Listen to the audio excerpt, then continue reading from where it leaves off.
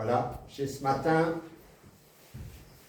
vous présenter ce que j'ai à vous partager ce matin en commençant avec une image.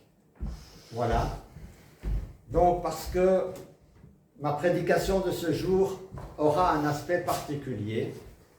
Elle a la forme d'un triptyque, c'est-à-dire que j'ai trois messages, enfin trois pensées que je veux partager avec vous.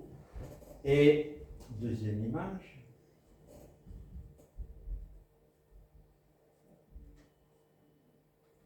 Laquelle? Celle où il y a les trois. Ben, ça c'est les trois. Non? Les trois à la fois, il n'y a pas? Il n'y a plus? Ben, c'est pas ça les trois. Non, les trois après, non, il n'y a pas, c'est pas grave. Alors. Donc la première partie, vas-y, mets la première alors. Voilà. Et puis la seconde avec à gauche. Voilà. Ça, c'est le premier thème que nous allons aborder. Puis, après, nous aborderons le thème de Noël. Et pour terminer, nous aborderons le thème de la bénédiction. Et donc, les trois textes que vous avez là, on les reprendra à la fin. Donc, alors je vous ferai aussi le lien qu'il peut y avoir entre ces trois thèmes. Et donc, nous allons commencer par l'orgueil. Et nous nous posons la question, qu'est-ce que l'orgueil? Bien que je pense que c'est une question que la plupart d'entre nous, nous savons. Qu'en dit le dictionnaire? J'ai choisi le dictionnaire Robert, j'aurais pu prendre le Larousse, n'importe quoi d'autre. L'orgueil, c'est l'opinion très avantageuse qu'une personne a de sa propre valeur aux dépens de la considération d'autrui. C'est aussi la satisfaction d'amour-propre que donne quelqu'un ou quelque chose. Après cette définition, nous allons surtout nous concentrer sur ce que dit la Bible. L'orgueil est un péché et c'est la cause de la chute. L'orgueil est présenté comme le contraire de l'humilité. L'humilité étant une vertu très importante dans la Bible. L'orgueil est aussi associé à la ruine, à l'arrogance, à la convoitise, au mépris des autres, tandis que l'humilité est le chemin vers la sagesse et la gloire. Le premier à avoir manifesté l'orgueil, nous le savons tous, c'est le diable, Lucifer. Il souhaitait être égal à Dieu, d'où sa chute. L'orgueil se manifeste par le désir de s'élever, de décider par soi-même de ce qui est bien ou mal, de ne pas suivre les lois de Dieu. Dans Jacques 3, nous lisons « Ne soyez pas nombreux à vouloir être docteurs, mes frères, car vous savez que nous subirons un jugement plus sévère. » Donc je vais prendre beaucoup de passages, aussi bien pour l'orgueil que pour la bénédiction. Nous avons le second passage que je veux retenir ce matin, c'est 2 Samuel 18. De son vivant, Absalom s'était fait élever le monument qui est dans la vallée des rois, car il disait « Je n'ai point de successeur, point de fils par qui le souvenir de mon nom puisse être conservé. » Et il donna son propre nom au monument qu'on appelle encore aujourd'hui Mémorial d'Absalom. Dans Ésaïe 5, verset 21, « Malheur à ceux qui sont sages à leurs propres yeux et qui se considèrent intelligents. » L'orgueil se manifeste aussi par l'arrogance, le mépris des autres, le désir de gloire et d'attention, la jalousie et la rancœur. Voyons dans Ézéchiel 29, au verset 3, Dieu dit à Ézéchiel, « Parle, tu diras, Ainsi parle le Seigneur l'Éternel, me voici contre toi, Pharaon, roi d'Égypte, grand crocodile, qui te couche au milieu de tes fleuves et qui dit, mon Nil est à moi. C'est moi qui me suis fait. Luc 18, versets 9 à 14, il est dit encore, cette parabole pour certaines personnes qui se persuadaient d'être justes et qui méprisaient les autres. 2 hommes montèrent au temple pour prier. L'un était pharisien et l'autre péager. Le pharisien debout priait ainsi en lui-même, « Ô Dieu, je te rends grâce de ce que je ne suis pas comme le reste des hommes qui sont accapareurs, injustes, adultères, ou même comme ce péager. Je jeûne 2 fois la semaine, je donne la dîme de tous mes biens. » Le péager, lui, se tenait à distance, n'osait même pas lever les yeux au ciel, mais se frappait la poitrine et disait, « Ô Dieu, sois apaisé envers moi, pécheur. » Je vous le dis, celui-ci descendit dans sa maison justifié plutôt que l'autre. Car quiconque s'élève sera abaissé, et celui qui s'abaisse sera élevé. Déjà dans Deutéronome 8, versets 12 à 14, l'Éternel met en garde Israël contre l'orgueil. Voilà ce qui est écrit.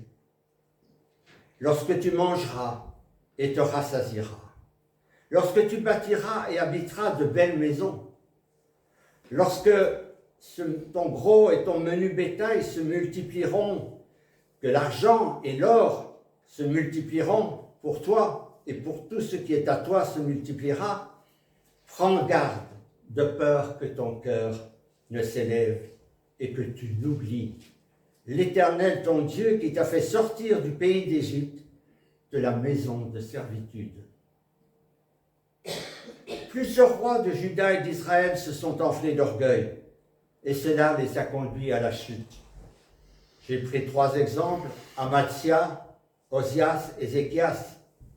Ils se sont enflés d'orgueil et ils ont excité la colère de Dieu.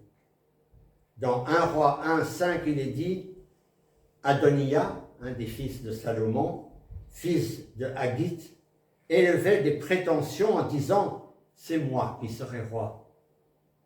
Il se procura un char, des cavaliers et 50 hommes qui couraient devant lui. 2 Rois 14, versets 9 et 10, Joas, roi d'Israël, envoya dire à Amatzia, roi de Juda, l'ajon du Liban envoya dire au cèdre du Liban, donne ta fille pour femme à mon fils. Mais les animaux sauvages qui sont au Liban passèrent et foulèrent l'ajon. Bien sûr, tu as battu les Édomites et ton cœur s'élève. Jouis de ta gloire et reste chez toi. Pourquoi t'engager dans une malheureuse entreprise? Tu tomberas et Juda avec toi. Néhémie, au chapitre 9 de son livre, fait la confession suivante, versets 16 et 17a. Il nous dit la chose suivante. Mais eux et nos pères furent présomptueux et raidirent leur nuque. Ils n'ont pas écouté les commandements. Ils refusèrent d'obéir et ne se sont pas souvenus des merveilles que tu avais faites en leur faveur. Ils raidirent leur nuque et dans leur rébellion, ils se donnèrent un chef pour retourner à leur esclavage. Dans le Nouveau Testament aussi, l'apôtre Paul met en garde ses lecteurs contre l'orgueil. Dans sa première épître aux Corinthiens, versets 6 et 7, il dit « Frères, j'ai usé de ces images à propos d'Apollos et de moi, à cause de vous. Vous apprendrez ainsi en nos personnes à ne pas aller au-delà de ce qui est écrit. Et nul de vous ne s'enorgueillira pas en prenant parti pour l'un contre l'autre. Car qui est-ce qui te distingue? Qu'as-tu déjà que tu n'aies reçu? Et si tu l'as reçu, pourquoi te glorifies-tu comme si tu ne l'avais pas reçu? Aussi dans Galates 6, versets 3 et 4. Si quelqu'un pense être quelque chose alors qu'il n'est rien, il s'illusionne lui-même. Que chacun examine son œuvre propre, et alors il trouvera en lui seul, et non dans les autres, le sujet de se glorifier. La Bible nous apprend à combattre l'orgueil en faisant preuve d'humilité. Elle nous invite à avoir confiance en Dieu. Ceux qui font confiance au Seigneur sont heureux et ne sont pas jugés comme le sont les orgueilleux.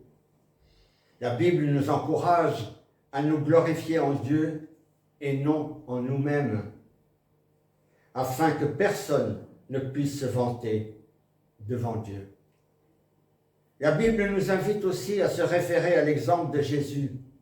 Jésus est l'exemple parfait de l'humilité.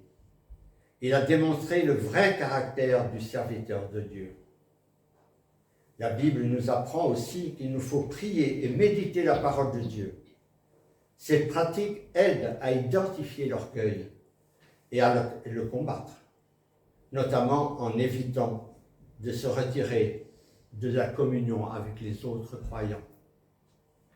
Ma conclusion sera de reprendre le texte que nous avons affiché là, de Proverbe 16, verset 18, et qui dit « L'orgueil précède la ruine et l'orgueil précède la chute », ainsi que le texte de Jacques, chapitre 4, verset 6. Il accorde au contraire une grâce plus excellente, c'est pourquoi l'Écriture dit « Dieu résiste aux orgueilleux ». Et ça, c'est le plus important, c'est très important. Dieu résiste aux orgueilleux. Avant de passer au suivant,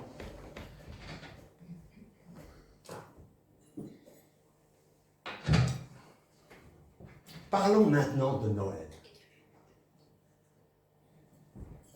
C'est le récit de la nativité dans...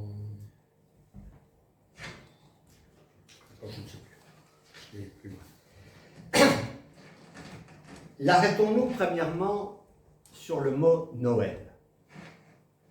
Le mot Noël vient du latin natalis dies, signifiant jour de naissance. Mais avant d'utiliser le mot Noël, on parlait de nativité. Le mot nativité vient du latin aussi nativitas, qui signifie naissance. La nativité est la naissance de Jésus de Nazareth à Bethléem en Judée. La date de cette naissance a été retenue comme le début de l'ère chrétienne, dans le calendrier grégorien en tout cas, et nous comptons bien maintenant à partir de Jésus, avant ou après Jésus-Christ. La nativité est célébrée le 25 décembre par les chrétiens de l'Occident et correspond à la fête chrétienne.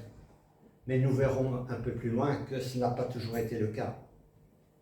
Simon-Claude Mimouni souligne le fait, c'est un historien, souligne que le fait que comme à cette époque, donc au 1er et au 2e siècle, on ne savait rien de précis sur les origines de Jésus, cette lacune a rendu possible une grande diversité d'interprétations et de représentations de la conception et de la naissance de Jésus, dont les apocryphes chrétiens ont gardé la trace. Il y a beaucoup d'apocryphes chrétiens qui ont des récits de la naissance de Jésus sous différentes formes, mais ils n'ont pas été retenus. Le même auteur rappelle l'extrême diversité d'interprétation de cet événement dans la pensée chrétienne quant à l'origine de Jésus, avant que les conciles d'Hippone en 393, les conciles de Carthage en 397 et en 419 ne viennent unifier ces traditions par la canonisation des 4 évangiles du Nouveau Testament. Aucun texte dans l'Évangile ne précise la période de l'année où a eu lieu cet événement. C'est un pape, le pape Libère, qui décide en 354, sous le règne de l'empereur Constantin, qui était devenu chrétien, que Noël sera fixé le 25 décembre et qui codifie les premières célébrations. Le but étant d'assimiler les fêtes populaires et païennes, célébrées autour du solstice d'été. En effet, Constantin a cherché à tout christianiser. Cette nouvelle date est rapidement adoptée en Occident par l'Église catholique et les orthodoxes de rites occidentaux. Un sermon de Saint Jean Chrysostome atteste ce fait qu'on a retenu cette date. Et depuis la fin du IVe siècle, elle a supplanté la date du 6 janvier. En effet, dès les débuts du IIIe siècle, les premiers chrétiens fêtaient la nativité à la date du 6 janvier. Date qu'a retenue l'Église orthodoxe et les églises catholiques de rite byzantin. Celles-ci retenant le calendrier julien, donc les orthodoxes retiennent le calendrier julien et les églises d'Occident retiennent le calendrier grégorien. La fête de Noël n'a rien d'une fête païenne, mais au IVe siècle, la fête de la Nativité a été effectivement substituée à une fête païenne. Et du coup, certaines traditions sont entrées. Il semble affirmer que les premiers chrétiens, dès le IVe siècle, ont célébré la Nativité. Donc il y a déjà des fêtes de la Nativité au début de l'Église chrétienne. Et c'est le pape Libère, comme je l'ai dit tout à l'heure, qui a organisé les premières célébrations, c'est-à-dire les messes de Noël. La première messe de Noël a eu lieu à Rome en 336. Au 7e siècle, la messe de minuit s'était établie et il était courant de célébrer à cette occasion 3 messes, la veillée, l'aurore et la messe du jour. L'utilisation du sapin comme décoration est très ancienne et date probablement justement de l'époque de ces fêtes païennes. Et ainsi que les repas de Noël. On faisait des repas à Noël. Mais la première mention écrite d'un sapin de Noël apparaît en 1521 dans les registres de la ville de Sélestat en Alsace.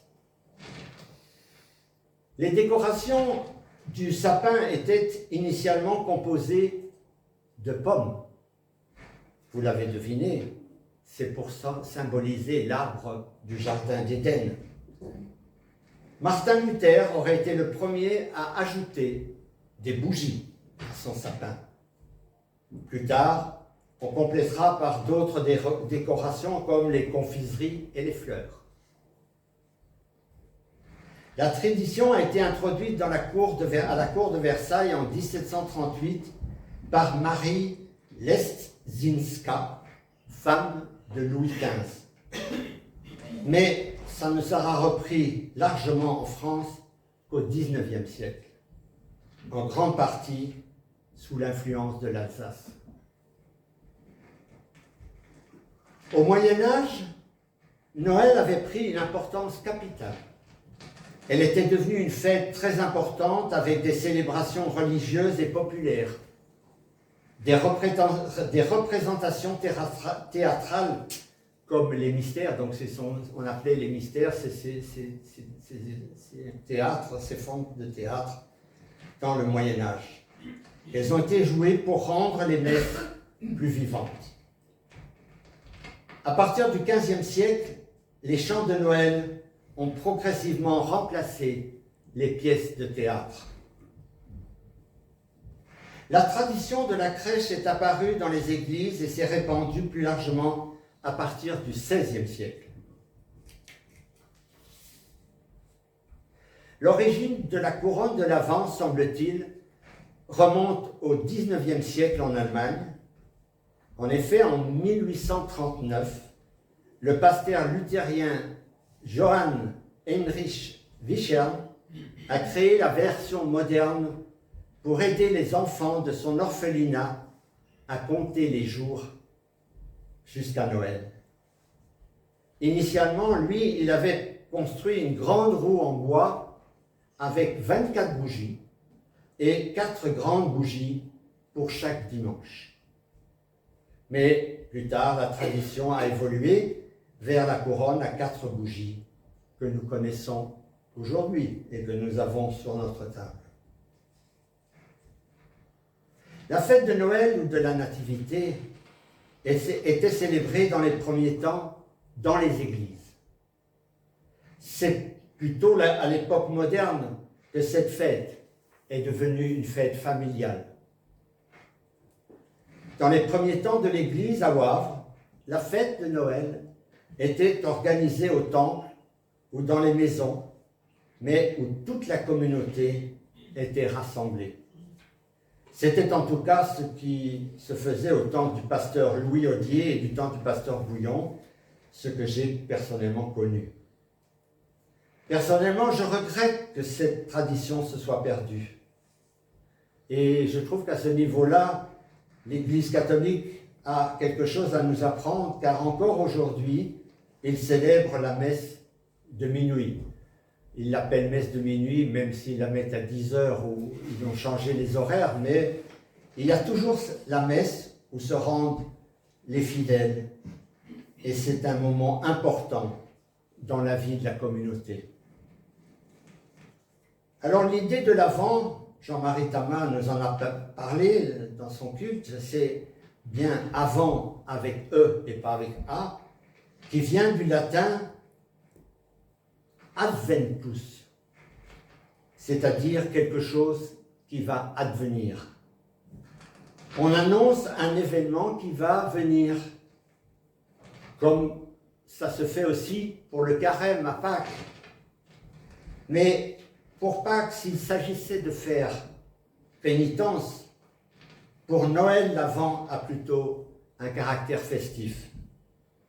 Et ça se comprend bien parce que Pâques, c'est l'annonce d'un événement triste, puisque c'est la crucifixion de Jésus, même si après il y a la résurrection. Alors que Noël, c'est l'annonce de la venue de notre...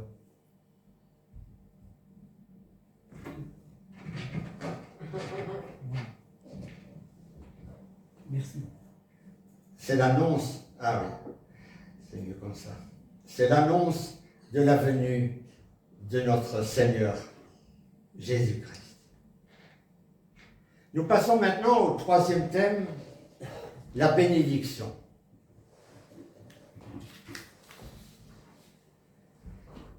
Alors j'ai pris une concordance. Bon, j'ai pris ce qu'on appelle la table pastorale. C'est une concordance pas tout à fait comme les concordances classiques.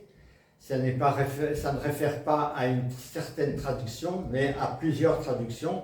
C'est-à-dire, on a un mot et on cherche, même si le mot n'est pas comme cela dans le texte, mais l'idée y est, le passage est retenu. Et donc, j'ai pris les mots bénir et bénédiction, et j'ai cherché tous les textes qui pouvaient avoir rapport avec ces mots dans la Bible. Alors, rassurez-vous, je ne vais pas prendre toutes les... J'ai fait un choix. Je ne vais reprendre que quelques versets, mais suivant quelques versets par thème, parce qu'il y a plusieurs thèmes. Dieu bénit la création, au premier. Et nous avons un passage dans Genèse 5, verset 2. Hommes et femmes, il les créa, il les bénit et les appela du nom d'hommes au moment où ils furent créés. Dans Psaume 65, verset 11, en arrosant ses sillons et en aplanissant ses bottes, tu le détrempes par des ondées, tu bénis sa semence. Hébreux 6, verset 7, En effet, lorsqu'une terre abreuvée de pluie fréquente produit des plantes utiles à ceux pour qui elle est cultivée, elle a part à la bénédiction de Dieu. Autre thème, Dieu bénit un peuple. Nombre 6, verset 27. C'est ainsi qu'ils mettront mon nom sur les Israélites et je les bénirai. Deutéronome 7, verset 14. Tu seras béni plus que tous les autres peuples. Il n'y aura chez toi ni homme, ni femme stérile, ni bête stérile pour tes troupeaux. Psaume 29, verset 11. L'Éternel donnera la puissance à son peuple, l'Éternel bénira son peuple dans la paix. Autre thème, Dieu bénit une personne. Genèse 9, verset 1. Dieu bénit Noé ainsi que ses fils et leur dit, soyez féconds, multipliez-vous et remplissez la terre. Genèse 12, versets 2 et 3 nous dit, je ferai de toi une grande nation et je te bénirai. Je rendrai ton nom grand.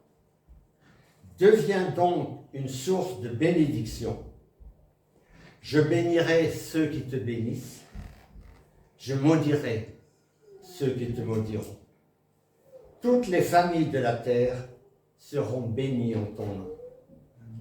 Genèse 22, verset 17. Je te comblerai de bénédictions et je multiplierai ta descendance comme les étoiles du ciel et comme le sable qui est au bord de la mer. Ta descendance aura le contrôle de ses ennemis. Nous avons aussi le thème suivant, un homme bénit une autre personne. Ainsi, dans Genèse 27, verset 4, fais-moi un régal, c'est Jacob qui parle à Ésaü. Fais-moi un régal comme je l'aime et apporte-le-moi à manger, afin que je te bénisse moi-même avant de mourir. Genèse 32, verset 1. Là-bas, Laban se leva de bon matin, embrassa ses fils et ses filles et les bénit. Ensuite, Laban partit pour retourner chez lui. Hébreux 11, verset 21, tous les textes sur la foi.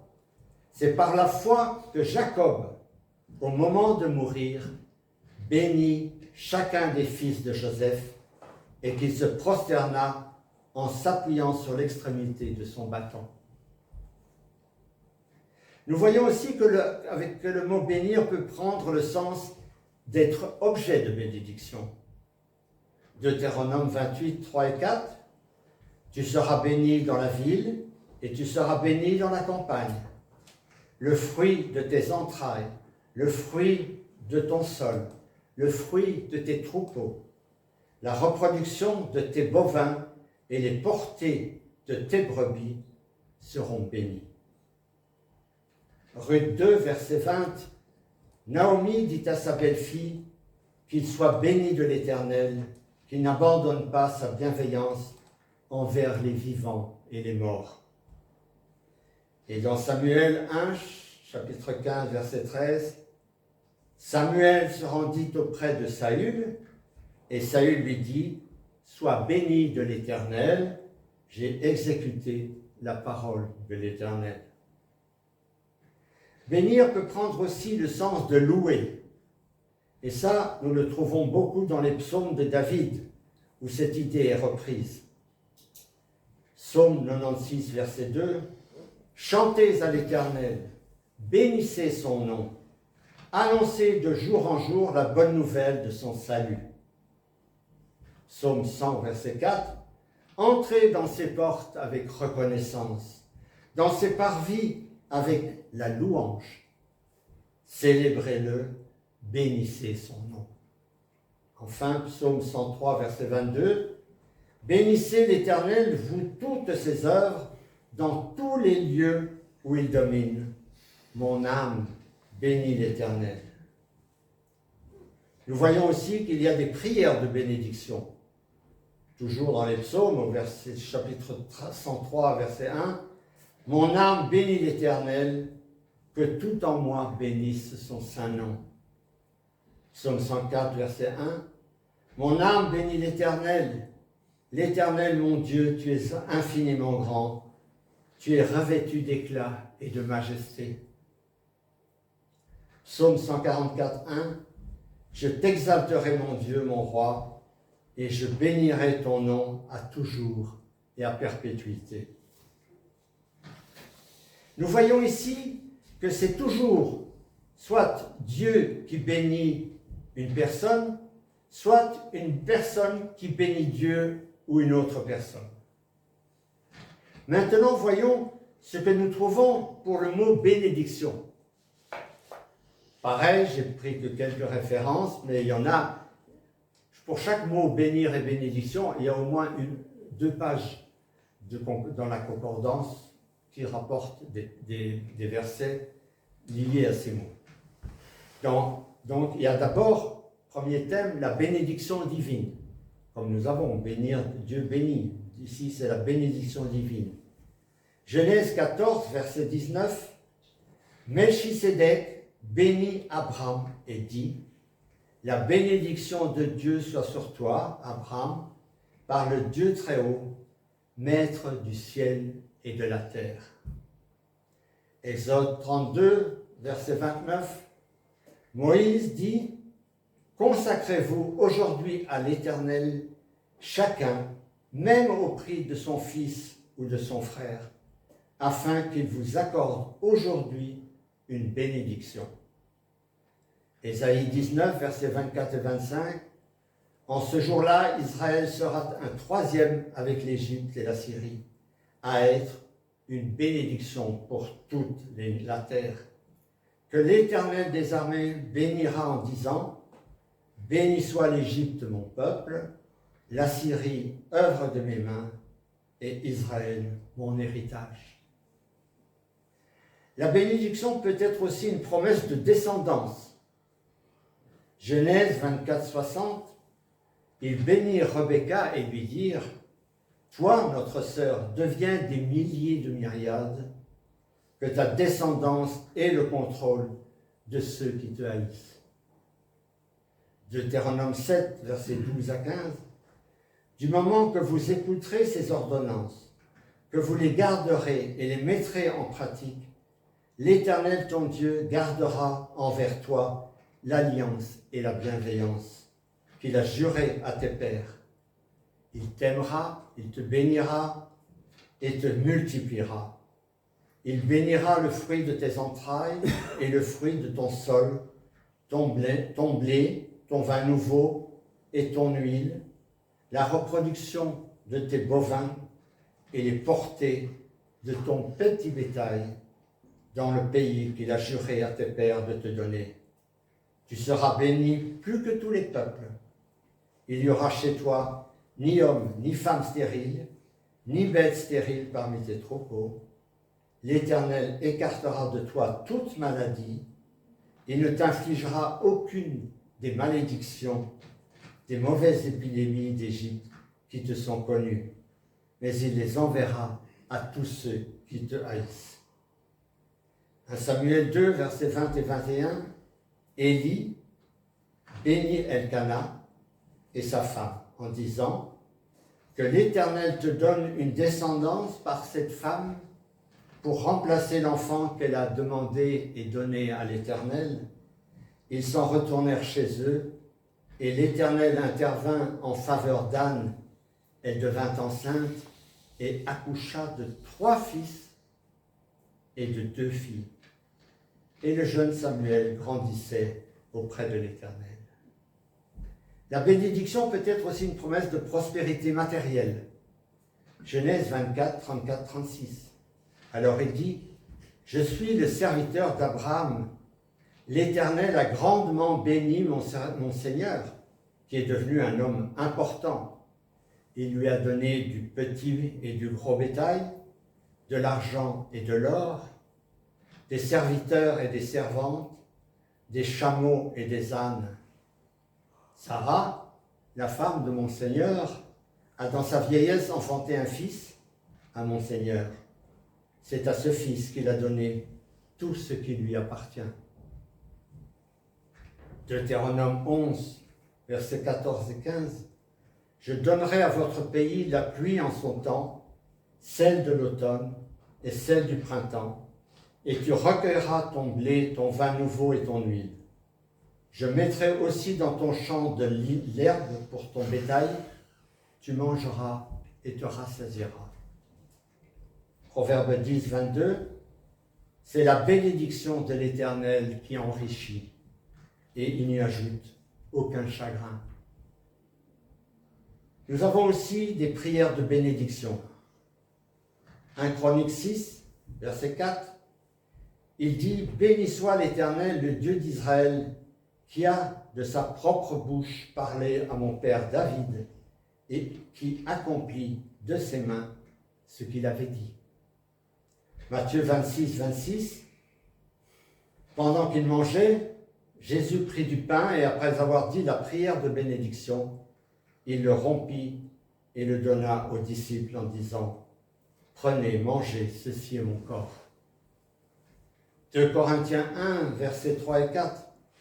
Béni soit le Dieu et Père de notre Seigneur Jésus-Christ, le Père compatissant et le Dieu de toute consolation, lui qui nous console dans toutes nos afflictions, afin que par la consolation que nous recevons nous-mêmes de la part de Dieu, nous puissions consoler à notre tour ceux qui se trouvent dans toutes sortes d'afflictions.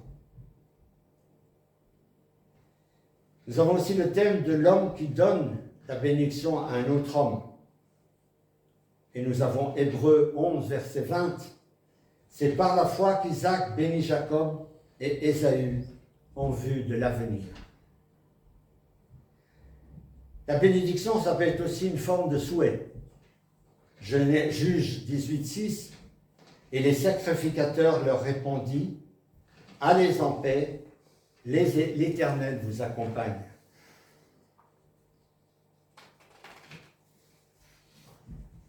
Là, j'ai un problème.